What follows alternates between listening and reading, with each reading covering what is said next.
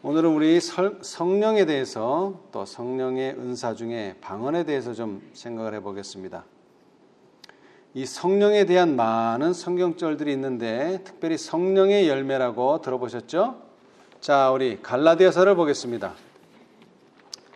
갈라디아서 5장 22, 23절 성령의 열매 한번 읽어보세요. 오직 성령의 열매는 사랑과 희락과 화평과 오래 참음과 자비와 양선과 충성과 온유와 절제니 이 같은 것을 금지할 법이 없느니라. 예. 자, 성령의 뭐라고요? 성령의 열매다. 성령이 어떻게 나타나느냐? 사랑으로 나타나고 희락으로 나타나고 화평으로 나타나고 오래 참음으로 나타나고 자비로 나타나고 양선으로 나타나고 충성으로 나타나고 온유로 나타나고 절제로 나타난다. 그런데 이 나타남이 한마디로 말하면 8가지인데요. 이 한마디로 말하면 뭡니까? 뭐로 나타납니까? 품성으로 나타납니다. 품성. 그렇죠? 품성. 예. 개인적인 품성. 예. 어떤 사람은 사랑하고 어떤 사람은 희락하고 어떤 사람은 화평하고 이게 아니에요. 이 8가지 열매가 다 누구한테서? 한 사람한테서 다 나타난다 이 말입니다. 근데 이것과는 좀 다르게 또 성령의 은사가 있어요. 성령의 은사, 선물. 예. 자, 고린도전서 12장입니다. 고린도전서 12장. 이 8가지는 다 한 사람에게 나타나지만 이 은사는 사람마다 달라요. 그렇죠? 자, 12장 4절로 11절을 천천히 한번 읽어보세요. 은사는 여러 가지나 성령은 같고 직임은 여러 가지나 주는 같으며 또 역사는 여러 가지나 모든 것을 모든 사람 가운데서 역사하시는 하나님은 같으니 각 사람에게 성령의 나타남을 주심은 유익하게 하려 하심이라. 어떤 이에게는 성령으로 말미암아 지혜의 말씀을, 어떤 이에게는 같은 성령을 따라 지식의 말씀을, 다른 이에게는 같은 성령으로 믿음을, 어떤 이에게는 한 성령으로 병 고치는 은사를, 어떤 이에게는 능력 행함을, 어떤 이에게는 예언함을, 어떤 이에게는 영들 분별함을, 다른 이에게는 각종 방언 말함을, 어떤 이에게는 방언들 통역함을 주시나니 이 모든 일은 같은 한 성령이 행하사 그 뜻대로 각 사람에게 나눠 주시느니라. 아멘. 자, 뭐라고요? 모든 사람이 능력 행하고 모든 사람이 예언을 말하고 모든 사람이 영들을 분별하는 게 아니고 어떤 사람은 뭐하고 능력을 행하고 또 어떤 사람은 뭐를 하고 예언을 하고 또 어떤 사람은 영들을 분별하고 서로 각자가 능력과 자질에 따라서 받는 은사가 다 달라요. 이건 단체에게 주시는 거예요. 역할이 달라요. 역할이. 그것에 대해서 좀 더 설명하기 위해서 자 27절 너희는 그리스도의 뭐요? 몸이요 지체의 각 부분이라. 하나님이 교회 중에 몇을 세우셨으니 첫째는 누구요? 사도요. 둘째는 선지자요. 셋째는 교사요. 그 다음은 능력이요. 그 다음은 병 고치는 은사와 서로 돕는 것과 다스리는 것과 각종 방언을 하는 것이라. 자, 그 다음 중요해요. 다 뭐겠느냐? 사도겠느냐? 다 선지자겠느냐? 다 교사겠느냐? 다 능력을 행하는 자겠느냐? 다 병 고치는 은사를 가진 자겠느냐? 다 방언을 말하는 자겠느냐? 다 통역하는 자겠느냐? 예. 다가 아니라는 거예요. 몇 사람은 그렇다는 거예요. 몇 사람은 사도고 또 어떤 사람은 선지자고 어떤 사람은 교사고 또 어떤 사람은 능력이고 또 어떤 사람은 병 고치는 은사를 받고 또 어떤 사람은 서로 돕는 것을 받고 또 어떤 사람은 다스리는 것 또 어떤 사람은 각종 방언하는 것. 각자가 다 달라요. 그런데 다 뭐라고요? 한 성령에 의해서 그렇다는 거죠. 그래서 뭐를 이룬다는 거예요? 너희는 그리스도의 몸이요 지체의 각 부분이라. 이게 뭐라고요? 단체에게 주시는 성령의 은사입니다. 봉사를 위해서 주시는 거죠. 그죠? 네, 봉사. 자, 그 중에서 은사 중에 성령의 은사 중에 하나가 뭐라고요? 방언이에요. 방언. 이게 실제로 이른비 때에 일어났죠? 그렇죠? 예. 그래서 제가 이 방언이라는 단어를 사전에 찾아보니까 언어학에서의 뜻은 각 지방의 언어 체계 이렇게 되어 있어요. 방언. 그 다음에는요, 기독교에서는 성령을 받은 신자가 황홀 상태에서 말하는 내용 불명의 말. 이게 방언이래요. 내용 뭐라고요? 불명. 내용을 알 수 없어요. 예.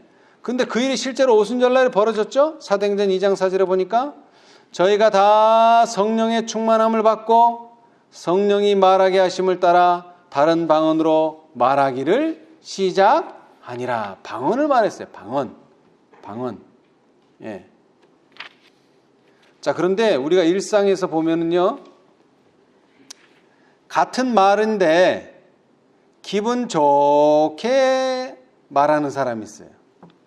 근데 똑같은 말인데 기분 나쁘게 말하는 사람이 있어요. 똑같은 말인데, 똑같은 내용인데 어떤 사람은 기분 좋게 전달하는 반면 어떤 사람은요, 기분 나쁘게 전달해요. 똑같은 말인데. 왜 그럴까요? 왜 똑같은 말인데 어떤 사람은 말에 기분이 나쁘고 어떤 사람은 기분이 그래도 좋고, 왜 그런 차이가 생겨납니까? 왜? 이게 차이가 나는 것은 방법에 문제가 있겠죠. 방법에 문제가 있어요. 그런데 더 중요한 건 방법보다도 뭡니까? 영이 달라요. 영이. 뭐 기분 좋은 영이 있고 기분 나쁜 영이 있다는 그런 뜻은 아니고, 타인을 생각하면서 말하는 사람이 있고 자기만 생각하면서 말하는 사람이 있어요. 이기적인 말과 이타적인 말이 있다는 뜻이에요. 한마디로 얘기해서. 예. 그런데 예수님은 어떤 사람이었습니까? 예수님은 유다에게 한마디도 마음을 거스리는 말을 한 적이 없어요. 근데 우리가 알다시피 예수님을 판 사람이 누구죠? 유다예요. 유다가 어떠한 일을 하고 있으며 또 특히 가난한 자에게 구제할 돈을 유다가 빼돌리고 있다는 것도 예수님이 다 알고 있었어요. 베드로가 3번 부인할 것도 다 알고 있었어요. 근데 한 번도 베드로나 유다에게 기분 상하는 말은 한 번도 하신 적이 없어요. 자, 시편에는 예수님이 어떤 말을 하실 것에 대한 예언이 나오죠. 아니, 시편이나 이사야. 자, 이사야 50장 4절. 자, 한번 읽어보세요. 이사야 50장 4절. 주 여호와께서 학자의 혀를 내게 주사 나로 궁핍한 자를 말로 어떻게 도와줄 줄을 알게 하시고 아침마다 깨우치시되 나의 귀를 깨우치사 학자같이 알아듣게 하시도다. 예. 자, 어떤 혀를 주셨다고요? 학자 혀. 예. 학자가 어떻죠? 아는 게 많죠. 근데 그 많은 아는 걸 가지고 뭐 하는 거예요?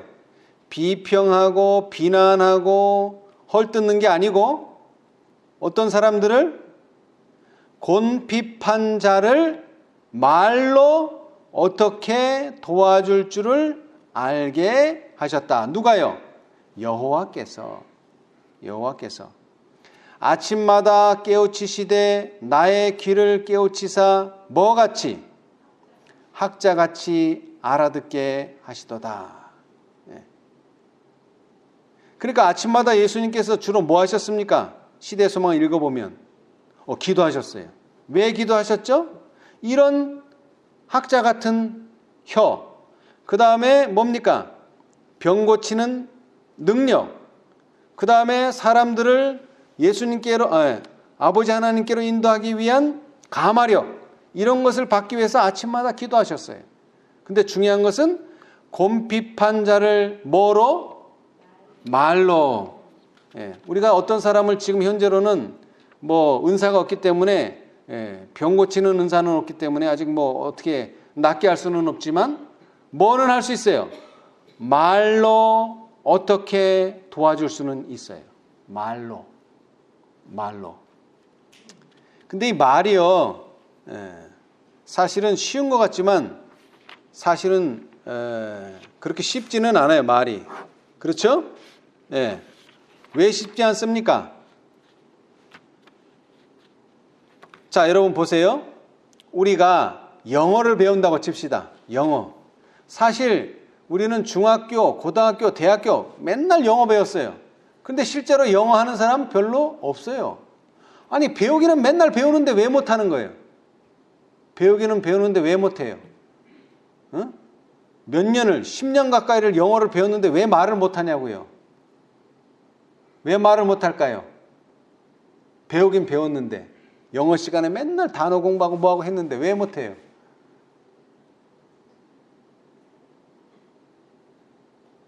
저도 그 이유를 모르겠어요.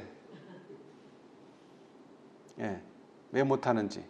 근데 중요한 것은 우리가 잘못 배웠다는 것은 확실해요. 잘못 배웠어요. 우리가 영어를 잘못 배웠어요. 제대로 배웠다면 10년 하면 잘해야 될 거 아니에요. 그렇잖아요. 10년이나 공부했는데. 그런데 영어를 그렇게 많이 배웠는데 영어가 안 돼. 그건 잘못 배운 거예요. 하늘방언도 마찬가지예요. 우리가 신앙을 하고 뭐도 하고 수십 년 했는데 하늘방언을 못할 수도 있다는 겁니다. 이게 안타깝지만. 그럼 왜 뭐가 문제예요? 잘못 배웠다는 거예요. 잘못. 오늘은 그것을 좀, 하늘방언을 어떻게 배울 수 있는가, 좀 그것에 대해서 좀 살펴보고자 합니다. 자, 시대의 소망 323페이지. 시대의 소망 323페이지. 자, 제가 한번 천천히 읽어보겠습니다. 성령을 거역하는 죄에 대한 그리스도의 경고는 무익하고 악한 말에 대한 경고와 밀접한 관련을 가지고 있다. 여러분, 뭐와 뭐가 밀접한 관련이 있다고요? 성령을 거역하는 죄와 그 다음에는요, 무익하고 악한 말에 대한 경고는 관련이 있다 없다? 있다. 관련이 있어요. 여러분, 말 잘못하면 어떻게 될 수 있다? 성령을 거역하는 죄를 범할 수도 있다. 그래서 중요하다는 거예요. 말은, 여러분, 말이라는 게 뭡니까? 말은 마음에 품고 있는 것의 뭐다? 표시이다. 마음에 있는 게 뭐로 나와요? 말로 나와요. 당연한 얘기죠. 마음에 있는 게 말로 나오지 뭐 마음에 없는 게 말로 나오지는 않죠. 자, 그런데 중요한 게 있어요. 자, 그래서 성경절까지 인용했어요. 마음에 가득한 것을 뭐로 말한다? 입으로 말한다. 자, 그런데 중요한 게 있어요. 반전이 있다는 게, 반전. 말은 품성의 표시 이상을 뜻한다. 여러분, 말이 뭐에 속한다고요? 품성에 속해요. 여러분, 품성. 말 잘하는 것, 잘한다는 게 다른 뜻이 아니라 하나님 뜻대로 말하는 건 이건 품성이에요. 말 잘못하면 우리 품성이 잘못된 거예요. 이거. 왜? 말은 품성의 표시 이상이라기 때문에. 그 이상이라는 뜻은 뭐냐? 원래 말은 어디에서 나와야 돼요? 마음에서 나와야 돼요. 마음의 표시예요. 그런데 반대로 말은 품성에 영향을 끼치는 능력이 있다. 자, 말이 어디에 영향을 끼친다고요? 품성에 영향을 끼쳐요. 사실은 품성이 나타나야 되는데 말로, 반대로 말을 하면은 뭐가 된다고요? 품성에 영향을 끼쳐요. 예. 사람들은 자신의 말로 영향을 받는다. 때때로 사단의 자극을 받아 순간적인 충동으로 뭐를 하게 되죠? 시기나 악한 억측의 말을 바라는데, 왜 악한 억측의 말, 시기의 말을 한다고요? 사단의 자극을 받아서, 본인의 품성에서 나온 게 아니에요. 본인의 마음에서 나온 게 아니야. 근데 뭐에 충동을 받아서?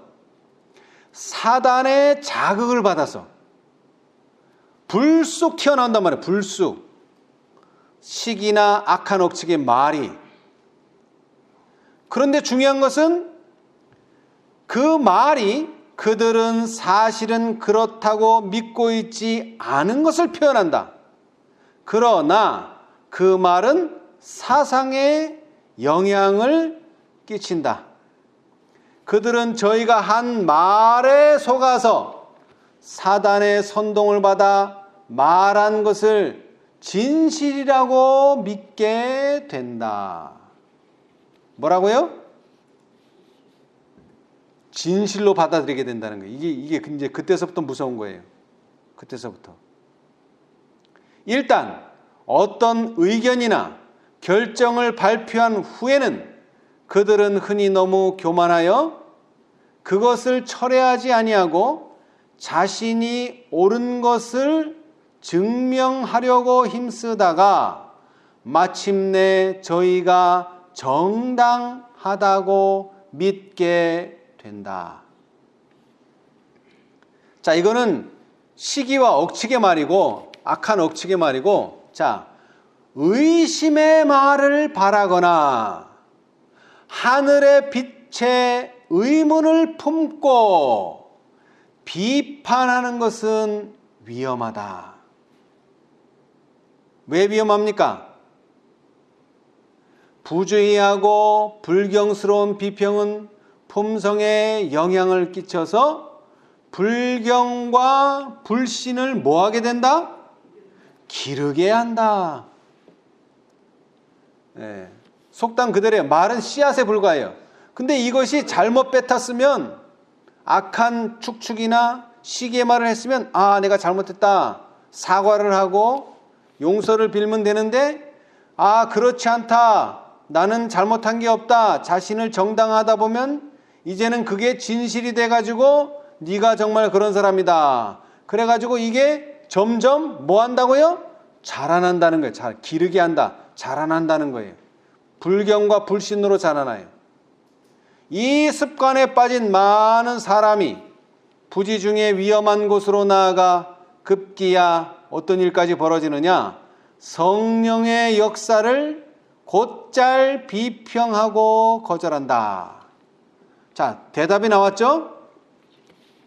성령을 거역하는 죄와 무익하고 악한 말에 대한 경고가 밀접한 관련이 있어요. 왜 그런가 하니, 우리가 사단의 충동을 받아서 한 번의 말이, 그것이 잘못되었으면 회수를 해야 되는데, 사과를 해야 되는데, 그렇지 않고 계속 자기 주장을 하고 자기 변명을 하다 보면 결국 성령의 역사를 비평하고 성령의 역사를 거절하는 일까지 자라나게 된다는 거예요.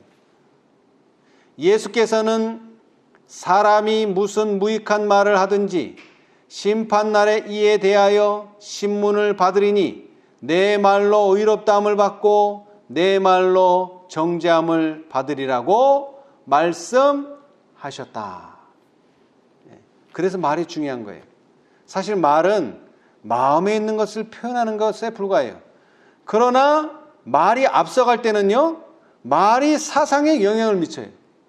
불신이 없었는데, 불경이 없었는데 의심하는 말을 자주 하고 하늘의 빛에 대해서 의문을 품고 비판하는 말을 계속 하다 보면 불경과 불신이 어느새 자라나 있다는 거예요. 자, 이것은 너무나 잘 아는 내용이시겠지만 달란트에 비유해 보니까 실물교훈 356페이지, 실물교훈 356페이지, 실물교훈 356페이지. 이게 뭐 한 번 실수하고 두 번 실수한다 그렇게 되는 건 아니에요. 그런데 이게 쌓이면 이제 문제가 되는 거예요. 쌓이면. 자, 실물교훈 356페이지. 자, 구속역사 1150페이지. 밑에서 두 번째 단. 지극히 작은 것에 불의한 자는 큰 것에도 불의하니라. 한번 읽어보세요. 지극히 작은 것에 불의한 자는 큰 것에도 불의하니라. 사람이 지극히 작은 의무에 불충실함으로써 저희 창조주께 마땅히 돌려야 할 봉사를 돌리지 않게 된다. 이러한 불충실함의 영향은 자신에게 돌아온다. 그는 하나님께 아낌없이 바침으로 받을 수 있는 은혜와 능력과 고상한 인격을 얻지 못하게 된다. 그는 그리스도를 떠나 생활함으로 사단의 시험에 빠지게 되고 주를 섬기는 일에 실족하게 된다. 작은 일에 바른 원칙을 따라 살지 아니하므로 그가 특별한 일로 생각하는 큰 일에 있어서도 하나님을 순종하지 못한다. 생애의 사소한 일을 취급하는 데 나타나는 결점이 그보다 훨씬 중요한 일에까지 미친다. 그는 자기에게 익숙한 원칙에 따라 행동한다. 그리하여 행동이 반복되면 습관이 되고 습관은 품성을 이루게 되어 그 품성으로 말미암아 우리의 현세적인 또는 영원한 운명이 결정된다. 아멘. 자, 여러분 여기 나오죠? 행동이 반복되면 뭐가 되죠? 습관이 돼요. 또 습관이 반복되면 그때는 이제 굳어지는 거예요. 굳어졌다는 게 품성이죠. 예. 자, 말이라고 하는 것은 힘든 것은 아니에요. 그리고 뭐 대단한 것도 아니고 큰 것도 아니에요. 아주 작은 것이에요. 혀는 작은 것이에요. 야고보서에 나온 대로 혀는 아주 작아요. 배에서 키와 같이 아주 작아요. 그러나 배를 좌로 가느냐 우로 가느냐는 뭐가 틀죠? 키가 트는 거예요. 키, 혀가 트는 거예요. 우리가 구원 얻을 수도 있고 반면에 우리가 구원을 얻지 못할 수도 있어요. 그 세치 혀 때문에. 여기서 말하는 혀는 의심이나 하늘 빛에 대한 의문을 품고 비판하는 것은 위험하다. 뿐만 아니라 부정적인 말. 자, 또 강조하시기를 그분을 알기 위하여 209페이지에 보면은 적은 일들에 대하여 그것이 적기 때문에 그 중요성을 업신여기지 말라. 행동과 또한 반응으로 말미암아 이 적은 결함들은 쌓여져서 저희끼리 강철처럼 묶여질 것이다. 조그마한 행동 또는 조심하지 아니하는 조그마한 말은 습관이 되며 습관은 품성을 형성한다. 친절하고 부드러우며 동정심을 배양하고 이러한 성격을 연약한 것이라고 일컬어서는 안 된다. 왜냐하면 이런 것들은 그리스도의 특성이기 때문이다. 그대의 가마력에 주의하라. 그대는 다른 사람들에게 재생되어 부끄럽지 않는 정결하고 향기 있는 품성을 형성하라.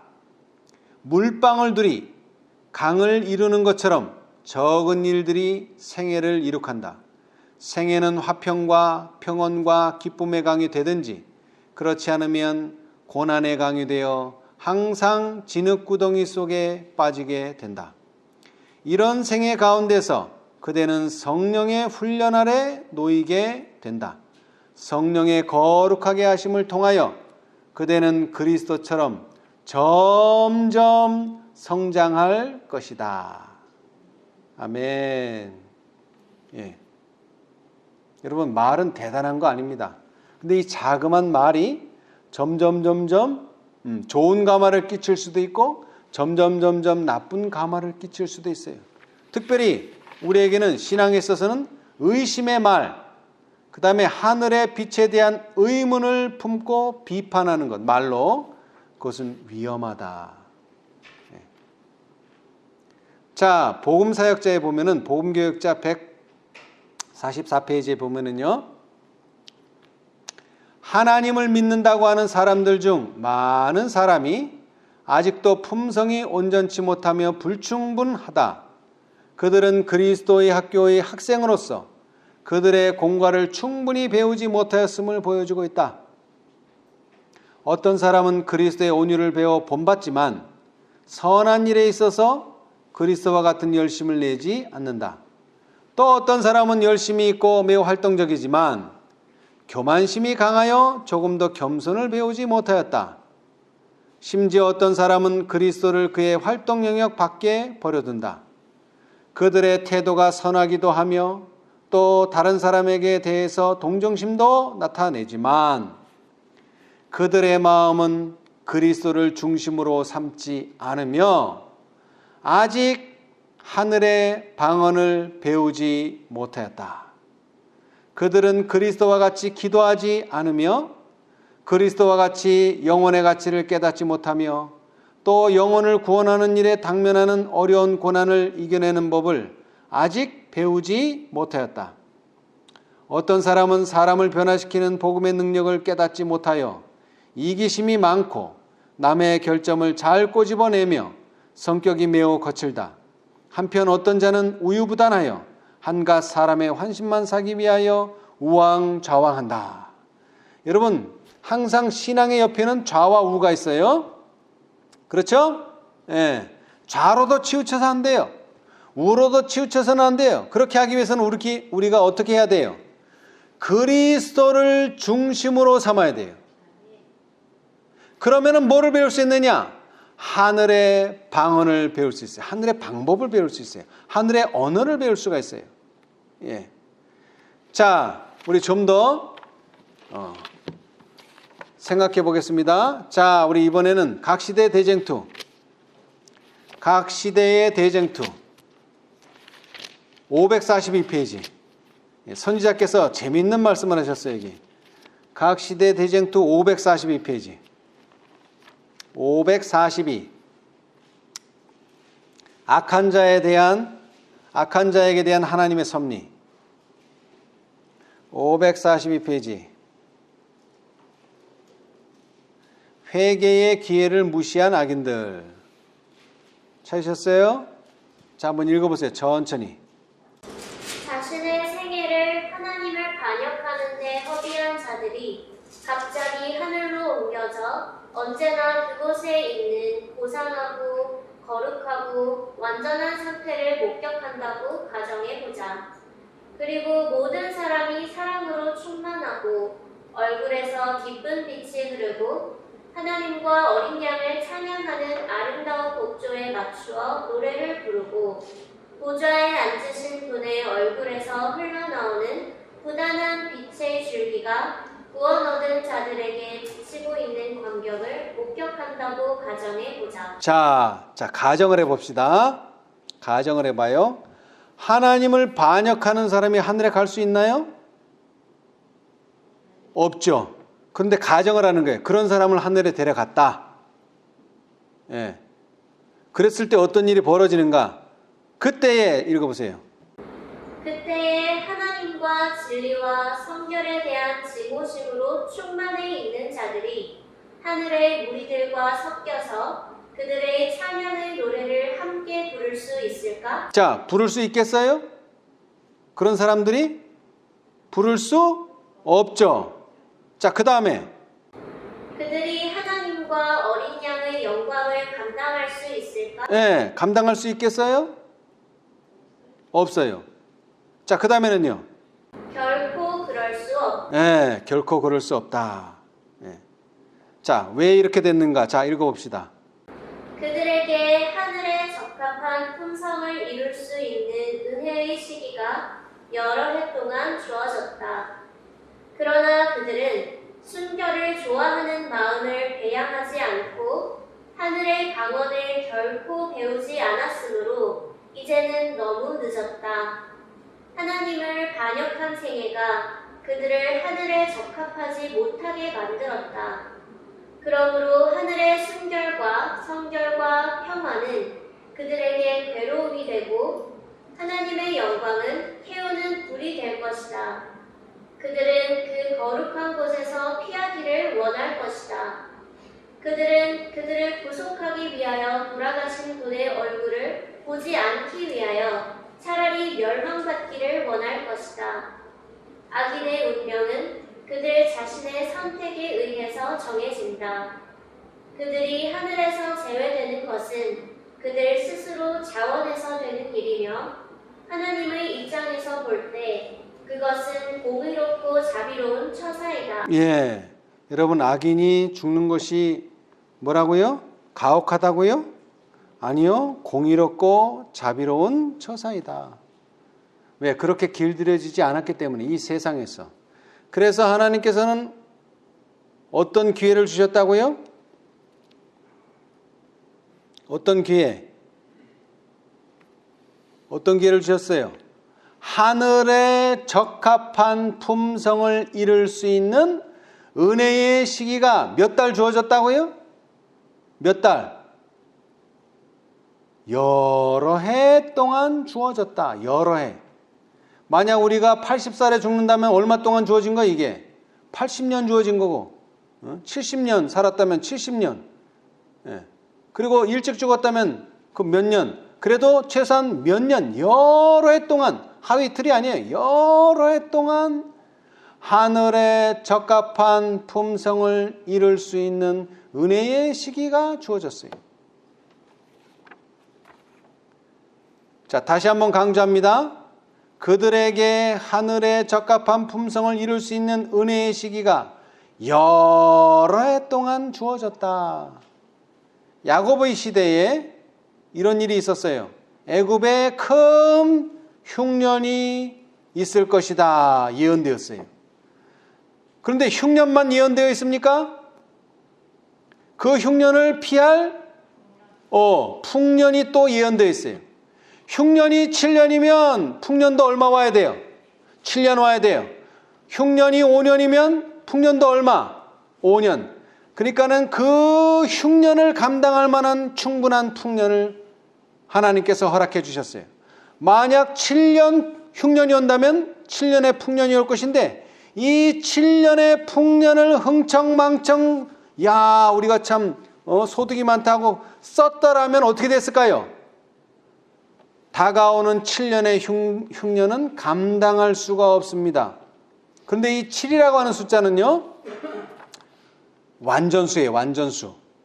계시록에 새하늘과 새 땅이 완전한 회복이 예언되어 있죠. 근데 거기에서 주로 나오는 숫자가 몇이에요? 7이에요. 7. 7 교회, 7 촛대, 7 별, 7 영, 7 인, 너무나 많아요. 7이. 왜 그래요 다? 완전한 새로운 세상을 만드시겠다는 하나님의 뜻이에요. 그런 것처럼 7회 흉년은 완전한 멸망이에요. 그러나 감사하게도 그 멸망 전에 얼마? 또 7번의 풍년이 주어졌어요. 품성은 하루아침에 만들어지지는 않습니다. 말이나 행동이 반복되면 습관이 되고요. 이 습관이 또 반복될 때 비로소 품성이 되는 거예요. 그래서 여러 해 동안 시간이 주어졌어요. 뭐 할 수 있는 시간이죠? 하늘 방언을 배울 수 있는 시간. 하늘에 적합한 품성을 이룩할 수 있는 시간. 예. 자, 예수님께서 우리에게 하늘 방언을 배우기를 원하시는데 어떤 하늘 방언을 원하시는가? 자, 우리 요한복음을 보겠습니다. 요한복음 9장 2절 3절 한번 읽어보세요. 제자들이 물어 가로되 랍비여 이 사람이 소경으로 난 것이 위 죄로 인함이오니까 자기오니까 그 부모오니까 예수께서 대답하시되 이 사람이나 그 부모가 죄를 범한 것이 아니라 그에게서 하나님의 하시는 일을 나타내고자 하심이니라. 아멘. 자, 제자들이 물었어요. 이 유대인의 사상 속에는 죄가 뭘 낳는다? 죄가 병을 가져오고 죄가 신체적 장애를 가져온다. 생각이 꽉 들어있어요. 그래서 어떤 사람이 나면서부터 소경이에요. 그러니까 이 사람은 죄 때문에 소경이 됐다 이거예요. 그런데 자기의 죄냐 아니면 부모의 죄냐, 요게 알고 싶은 거예요, 제자들이. 근데 예수님이 뭐라고 대답했어요? 이 사람이나 그 부모가 죄를 범한 것이 아니라 그에게서 뭐를 보고자 하는 거예요? 하나님의 하시는 일을 나타내고자 하심이니라. 긍정적인 마인드. 예수님은 긍정적인 마인드를 주십니다. 하늘방언이 뭐라고요? 사람들에게 용기를 주고 사람들에게 긍정적인 생각을 하도록 해주는 거예요. 자, 우리 또 보겠습니다. 실물교훈 412페이지. 실물교훈. 이런 사람들이 있어요. 마지막에 예수님 재림 직전에. 자, 실물교훈 412페이지. 어떤 사람들이냐 하면 하늘방언을 배웠다고 생각했는데 결국에는 대화가 안 되는 거예요. 예수님과 대화가 안 돼. 412페이지. 1171페이지 왼쪽 단 맨 밑에 줄. 많은 사람들은 마지막 날에 그리스도의 나라에 들어갈 권리를 주장하면서 이렇게 말할 것이다. 우리는 주 앞에서 먹고 마셨으며 주는 또한 우리 길거리에서 가르치셨나이다.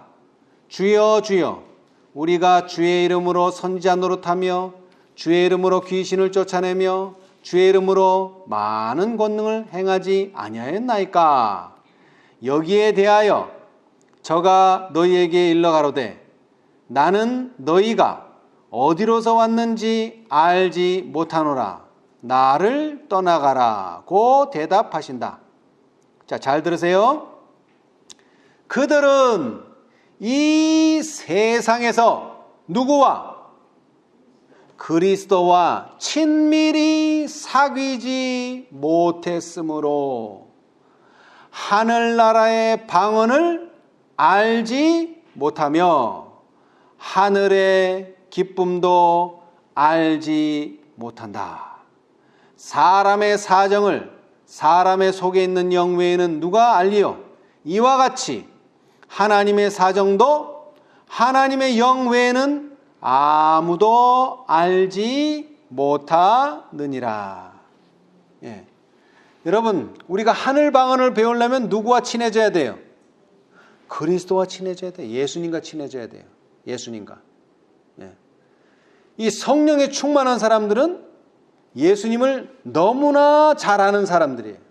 왜냐하면 성령에 충만하다는 것은 그리스도와 아주 친밀하게 사귐을 가지고 있다는 뜻이기 때문에 그래요. 근데 그것이 언제 나타나느냐? 마지막 날에 나타나요. 마지막 날. 이 사람이 그리스도와 친했는지 그리스도와 친하지 않았는지, 또는 성령의 충만함을 얻게 될 것인지 성령의 충만함을 얻지 못하게 될 것인지. 자, 실물교훈 120페이지. 실물교훈 120페이지. 그 후로 부활하신 구주에 대한 기쁜 소식이 사람이 살고 있는 이 지구상 방방곡곡으로 전하여졌다. 교회는 사방에서 몰려오는 믿는 자들의 무리를 보게 되었다. 이미 믿던 자들은 다시 회개하였다. 죄인들이 그리스도인들과 협력하여 값진 진주를 찾았다. 약한 자가 다윗 같겠고 다윗의 족속은 여호와의 사자 같으리라는 예언은 성취되었다. 각 그리스도인들은 믿음의 형제들에게서 하나님의 것을 닮은 인자와 사랑을 받게 되었다. 한 가지 관심이 모든 것을 압도해버렸고 한 가지 목적이 모든 다른 목적을 삼켜버렸다. 모든 사람의 심장의 고동이 조화를 이루었다. 신자들의 유일한 욕망은 그리스도의 풍성과 같은 풍성을 나타내고 그의 왕국을 확장시키기 위하여 일하는 것이었다. 믿는 우리가 한 마음과 한 뜻이 되어 사도들이 큰 권능으로 주 예수의 부활을 증거하니 우리가 큰 은혜를 얻어 주께서 구원받는 사람을 날마다 더하게 하시니라. 그리스도의 영이 온 회중에게 생기를 불어넣었다. 이는 그들이 값진 진주를 발견했기 때문이다. 아멘. 이게 값진 진주의 비유에 대한 설명인데요. 자, 여러분, 그 후로 예수님이 십자가에 돌아가신 후로 부활하신 구주에 대한 기쁜 소식이 부활하신 후에 부활하신 구주에 대한 기쁜 소식이 사람이 살고 있는 이 지구상 방방곡곡에 전하여졌다. 이건 무슨 사건이죠? 오순절 이른비 성령의 사건이죠. 이른비를 받은 교회가 어떻게 했어요? 구주에 대한 부활하신 구주에 대한 기쁜 소식을 이 세상 사람이 살고 있는 이 지구상 방방곡곡에 전했어요. 그 결과가 어떻게 됐습니까? 그 결과가 많은 사람들이 교회로 오고 주께서 구원받는 사람을 날마다 더하게 하시니라. 근데 그때의 상황, 이른비를 충만히 받고 성령이 충만한 사람들의 상황이 어때요? 한 가지 관심이 모든 것을 압도해 버렸고 한 가지 목적이 다른 모든 목적을 삼켜버렸다. 그게 뭐냐? 그리스도의 품성과 같은 품성을 나타내고 그의 왕국을 확장시키는 데에 모든 관심과 모든 목적이 통일됐다는 거예요. 그렇죠? 예. 근데 이와 유사한 말씀이 사도행적에 또 나와요. 사도행적 48페이지. 우리가 교과 시간에 읽었는데요. 오순절에 성령을 부어주신 결과는 어떠했는가? 읽어보세요. 오순절에 성령을 부어주신 결과는 어떠하였는가? 부활하신 구주에 대한 기쁜 소식이 땅 끝까지 전파되었다. 제자들이 구속하시는 은혜의 기별을 선포하였을 때 사람들의 마음은 그 기별의 능력에 굴복하였다. 교회는 각 처에서 모여 온 회심자들로 가득 찼다. 뒤로 물러갔던 사람들이 다시 회심하였다. 죄인들은 값진 진주를 구하며 신자들과 연합하였다. 복음에 대한 가장 혹독하게 반대하던 어떤 이들이 복음의 옹호자들이 되었다. 약한 자가 그날에는 다윗 같겠고 다윗의 족속은 여호와의 사자 같을 것이라는 예언이 성취되었다. 모든 그리스도인들은 그의 형제들에게서 하나님의 사랑과 자비가 나타난 것을 보았다. 한 가지 관심사가 널리 구분되었으며 한 가지 경쟁적인 주제로 다른 모든 문제들은 사라졌다. 신자들의 포부는 그리스도와 같은 품성을 나타내고 그분의 나라를 확장시키기 위하여 수고하는 것이었다. 예, 똑같죠? 예, 실물교훈 120페이지나 사도행적 48페이지나 똑같죠? 다만 실물교훈은 비유에 대한 설명이기 때문에 그들이 뭘 발견했다? 값진 진주, 누구를? 예수 그리스도를 발견했다는 것. 그거 차이지 내용은 똑같아요. 그들은 뭐라고요? 그리스도와 같은 품성을 나타내고 그분의 나라를 확장시키는 것이 그들의 신자들의 포부가 되었다. 늦은 비 때는 어떨까요? 늦은 비 때도 마찬가지입니다. 성령이 충만하면요, 한 가지 관심사, 한 가지 주제만 나타납니다. 뭐요? 그리스도와 같은 품성을 나타내는 것, 그 다음에 그분의 나라를 확장시키는 것. 근데 그 일은 어떤 상태에서 가능하다고요? 값진 진주를 발견하게 될 때에, 예수님을 다시 만나게 될 때에. 근데 사실 우리는 예수님을 압니까? 모릅니까? 알죠. 자, 사도행적 157페이지. 우리가 말하는 그리스도인은 뭘 말하는가 봅시다. 자, 그리스도인. 157페이지. 우리가 그리스도인 그러는데, 자, 157페이지. 사도행적 157페이지. 제자들이 최초로 그리스도인이라 불린 곳은 안디옥이었다. 제자들이 최초로 그리스도인이라 불린 곳도 안디옥이었다. 그들의 설교와 가르침과 담화의 주제가 그리스도였기 때문에 그런 이름이 붙여졌던 것이다. 그들은 예수께서 직접 제자들과 같이 계심으로 축복을 주셨던 그분의 지상 봉사 기간에 일어났던 사건들을 계속적으로 자세히 열거하였다. 끈기 있게 그들은 그분의 가르침과 병 고치는 이적을 강론하였다. 떨리는 입술과 눈물 어린 눈으로 그들은 동산에서의 그리스도의 고민, 배반당하심, 신문, 그리고 처형, 원수들이 그분께 가한 모욕적 처사와 고문을 참으신 그 인내와 겸손, 그리고 당신을 핍박하는 자들을 위하여 기도하신 하나님의 동정에 대하여 말하였다. 그분의 부활과 승천, 그리고 타락한 인류를 위한 중보자로서 하늘에서의 그분의 사업 등은 그들이 명상하기 좋아한 주제들이었다. 그들이 그리스도를 전파하고 그분을 통하여 하나님께 기도를 올린 고로 이방인들이 그들을 그리스도인들이라 부르는 지당한 일이었다. 예, 우리가 보통 그리스도인 그러면 그리스도와 같은 사람 이렇게 생각하죠. 물론 그것도 틀린 말은 아닙니다만은 왜 최초로 안디옥에서 그리스도인이라는 명칭이 주어졌는가? 그들의 설교 주제가 뭐? 그리스도. 그리스도의 가르침의 주제가 뭐? 그리스도. 그들의 담화의 주제가 뭐? 그리스도. 오직 그리스도에 대해서 설교하고 그리스도에 대해서 가르치고 그리스도에 대한 담화를 나눴기 때문에 그런 이름이 붙여졌다. 오늘 우리의 언어를 그렇게 바꾸자는 겁니다. 그리스도를 설교하고 그리스도를 가르치고 그리스도에 관해서 그리스도에 관해서 그분께서 지상에서 하신 모든 사건들을 되짚어보면서 열거하고 더 나아가서 그리스도의 고민, 배반당하심, 신문, 처형, 그 다음에 그분께서 하신 그 인내와 보여주신 겸손 이런 것들을 명상하고 그분에 대해서 말함으로 우리는 뭐가 되는 거예요? 그리스도인. 자, 우리 화이트주석을 하나 보겠습니다. 복음 성경 있으시니까. 자, 빌립보서 1장 21절. 빌립보서 1장 21절. 제목은 그리스도인이란 무엇인가? 첫 번째 나오네요. 한번 읽어보세요. 사도 바울이 그리스도의 나타나심으로 박해자에서 한 사람의 그리스도인으로 회심하였을 때 그는 자신을 만삭되지 못하여 난 자 같다고 하였다.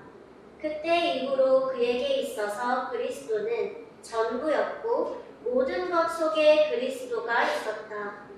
내가 사는 것은 그리스도라고 그는 선포하였다.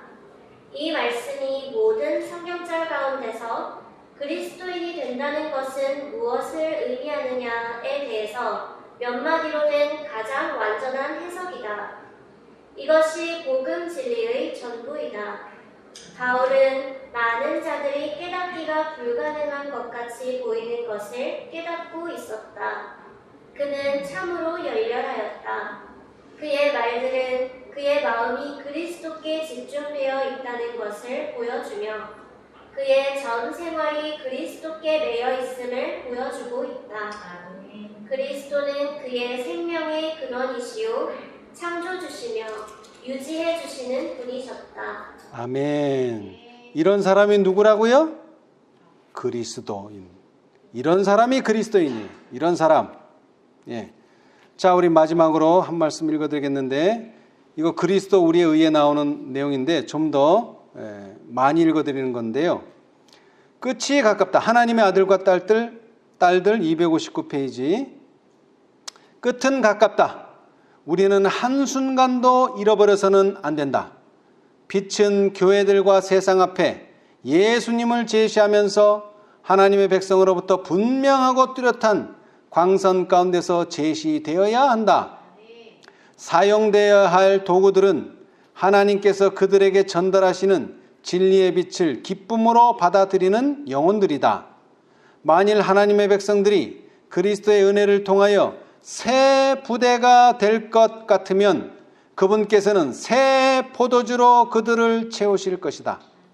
하나님께서는 첨가된 빛을 주실 것이고 옛 진리들은 회복될 것이다. 그리하여 진리의 체계가 새롭게 이루어지고 하나님의 종들은 어디로 가든지 승리할 것이다. 그들은 그리스도의 대사로서 성경을 연구하고 오류의 쓰레기 아래 묻혀있는 진리를 찾아내어야 한다. 그리고 받아들인 모든 빗줄기는 다른 사람들에게 전해질 것이다. 한 가지 관심이 만연될 것이고 한 가지 문제가 다른 모든 것을 삼켜버릴 것인데 그것은 곧 그리스도 우리의 의이다. 아멘. 자, 우리 마지막으로 성경 한 절 읽고 마치겠습니다. 자, 갈라디아서 2장 20절. 갈라디아서 2장 20절입니다. 네. 우리는 이렇게 되기 위해서, 새 부대가 되기 위해서 첫째 뭐 해야 됩니까?